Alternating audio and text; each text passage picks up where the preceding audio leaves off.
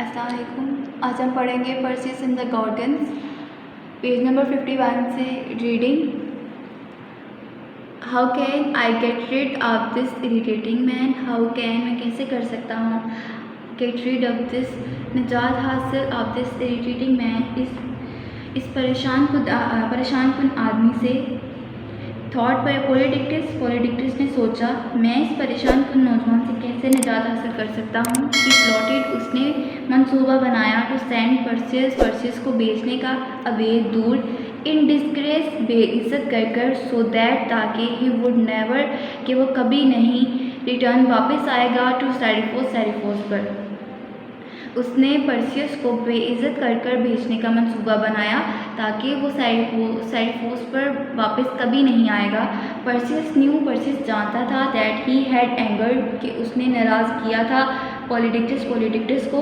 So he was surprise तो वो बहुत हैरान हुआ टू गेट हासिल कर एन इन्विटेशन एक दावत टू अ बैंक्वेट एक ज़ियाफ़त की।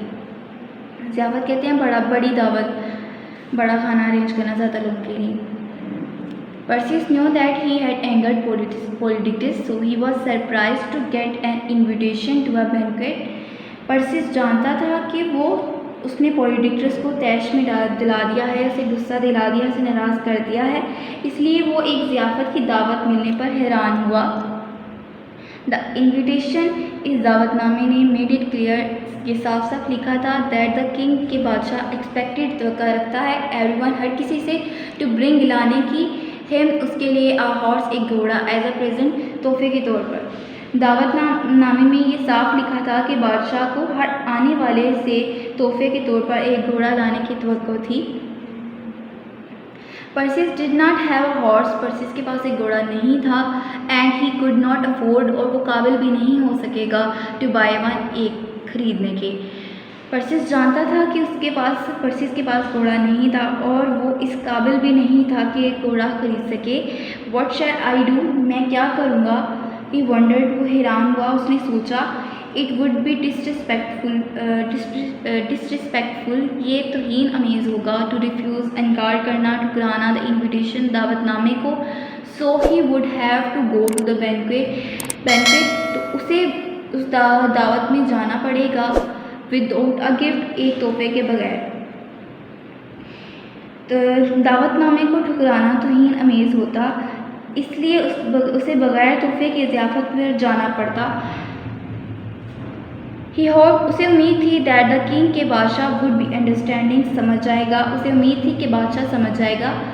व्हेन पर्सियस, जब पर्सियस अराइव पहुँचा एट द बैंक्वेट उस ज़ियाफ़त पर, जब पर्सियस ज़ियाफ़त पर पहुँचा ही रियलाइज्ड उसे एहसास हुआ दैट द किंग के बादशाह was not going to let him off, उसे उसकी जान नहीं छोड़ेगा, उसे ऐसे जाने नहीं देगा। जब पर्सियस दावत पर पहुँचा तो उसे एहसास हुआ कि बादशाह उसे ऐसे जाने नहीं देगा। एवरीवन, हर कोई वॉज लाइंड अप, हर कोई कतार में खड़ा था।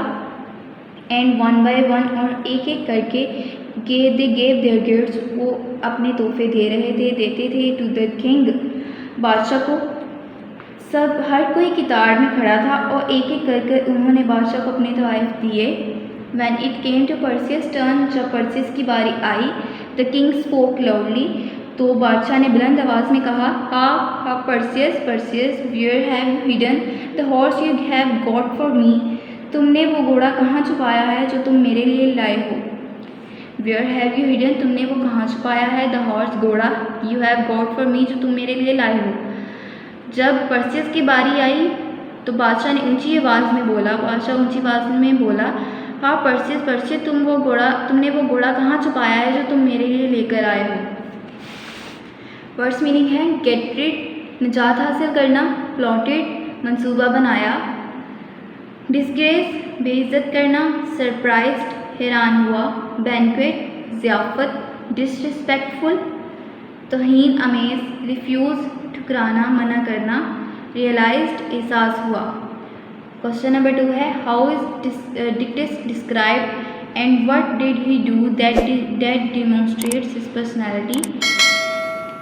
डिक्टिस को कैसे बयान किया गया है और उसने ऐसा क्या किया था जिसने उसकी पर्सनैलिटी, उसकी शख्सियत की निशानदेही की थी। आंसर है डिक्टिस इज़ डिस्क्राइब्ड एज काइंड। डिक्टिस को रहमदिल बताया गया है, डिक्टिस रहमदिल बयान किया गया है। ही अलाउड, उसने इजाज़त दी थी परसियस को एंड डिनाई और डिनाई को to live on his land, अपनी ज़मीन पर रहने की। डिक्टिस रहमदिल बयान किया गया है, उसने परसियस और डिनाई को अपनी ज़मीन पर रहने की इजाज़त दी थी। डायरी है reading learn plus question number 2 learn plus right.